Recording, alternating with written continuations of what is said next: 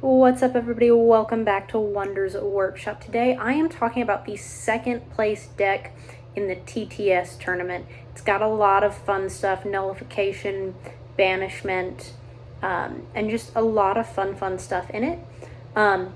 As we can see, let's go ahead and hop over into the Codex, Cardio, whichever you would like to call it, and take a look at this deck.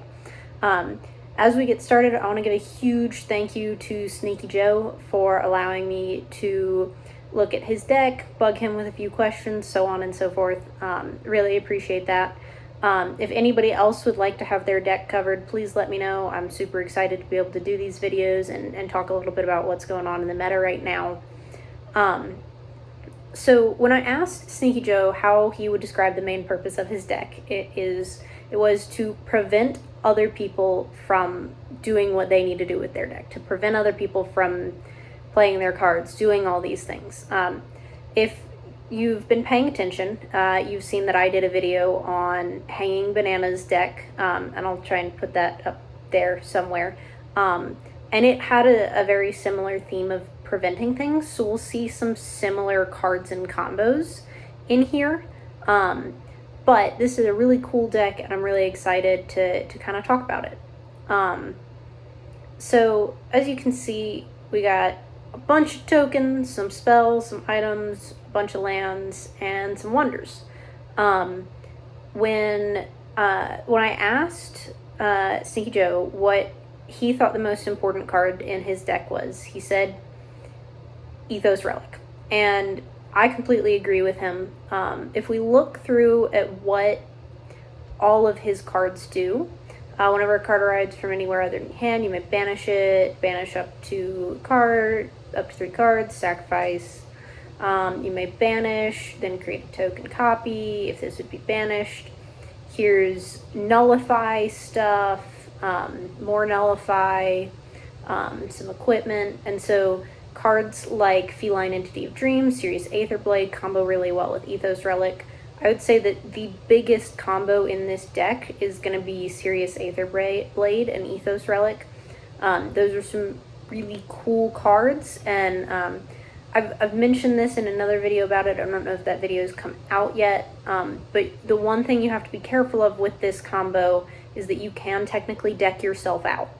If you nullify a bunch of stuff, you can draw your entire deck with Ethos Relic. And Ethos Relic does take that 1 energy from target player. Always going to take it from your opponent, most likely, keeping them from being able to play stuff. Luminous Scarab. I watched a little bit of the, I was able to watch a little bit of the final games, and this is just a monster in this deck. If you're preventing people from using their lands or forcing them to use them early game, it can make such a huge difference. Onglepod, being able to force your opponents to spend more formless energy when you're already either forcing them to spend more or lose formless energy, is huge. And then kind of the one heavy hitter in this deck is the Carbon X7 Synth Forge. And it has on arrival, choose target item and create a token copy of it in target realm. That's really cool. I think most likely we're going to see it used with our utterly complex compound bow, or like Phoenix Quill, some of these big items.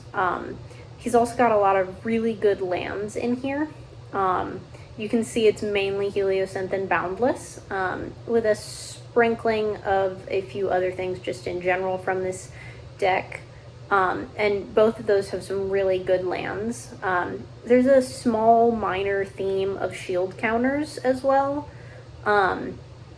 Again, Harmonic Canyon Refuge is kind of taxing your opponent. Whenever an enemy attacks in this realm, it gets -2 this round for each item you control. Here's some shield counters again, being able to gain additional actions. Here's more advantage from Market of Lost Wonders. Preventing your opponent from attacking unless you tax them is Light Forge. Regaining control is important. The first is always just nice. Celestium Heights is nice because you can tap it and then untap it for free, basically, with as many lands are here. And of course, I tend to see high nullification decks running a copy of Cedar Shade because they know that nullification is really meta right now. And if you don't want your cards to be nullified, Cedar Shade is a really good way to do that. Dimensional Piercer is a really nice card. It's fun. Galactic Sovereign Throne really fits into the theme. Same with Starburst Mallet. Starburst Mallet is a really fun card. I really have enjoyed seeing it played and playing it. Scorpion's Edge is one of my favorites. We always like attuned. The Phoenix Quill is the Phoenix Quill. And Utterly Complex Compound Bow gets around a lot of nullification, because my understanding of the way that the rules work is that even if you nullify it, it still gets the on battle, draw 2 cards, gain 1 energy, and put 2 -1 counters on target enemy, because the nullify targets the wonder. But this, after if you look at the way things are layered, the nullification wipes all abilities from the wonder, and then Utterly Complex Compound Bow puts this new wording on it. So it should still, it does still have that wording to my knowledge. He's running a Seer's Gaze, of course. It's just a smart move. With as many items as he has, Arcane Grasp makes sense. Cast Out is fun, and it really procs, it can proc some of the other cards in here. Commune with Technology is great because you either get a huge energy advantage or you get to get rid of a opponent's wonder. One of the things that I think is really smart but also kind of utterly hilarious about what he's done with this deck is he's got like 24 tokens in his token deck. And this was one of the things I asked him about. And, you know, when I was looking through the deck, I was like, hold up now. There's no Azure Sky Cetacean, no Pollen Spewer in this deck, no Cosmic Cataclysm. I think that's the one that creates a bunch of angels. Why the heck are there tokens in here? Is there something I'm not understanding? And he told me something that I hadn't even thought about as a strategy. In Wonders, your token deck is face up, and your opponent can look at what tokens are in your deck.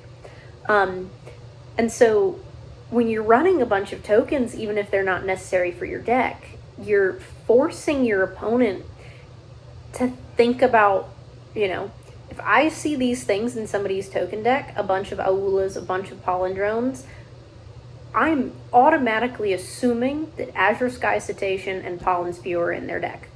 Am I going to be completely wrong in this case? Yes. Is it going to potentially make me misplay because I am wrong about what's in this deck in the beginning?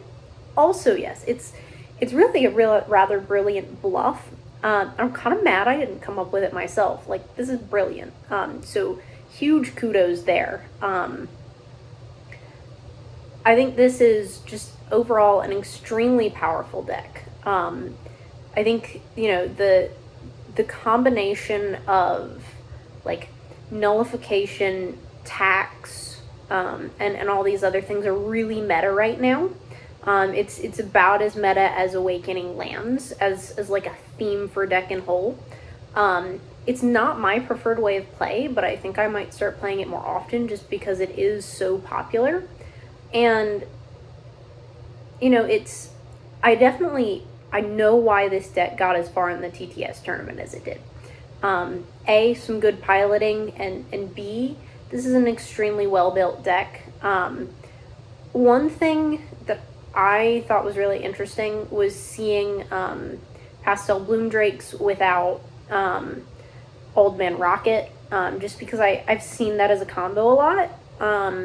And so I was kind of surprised to see that one without the other, but it still works extremely well in this deck. And like, you know, this is just a fun deck. I think it's going to be a lot of fun for anyone playing it, a lot of fun for anyone playing against it.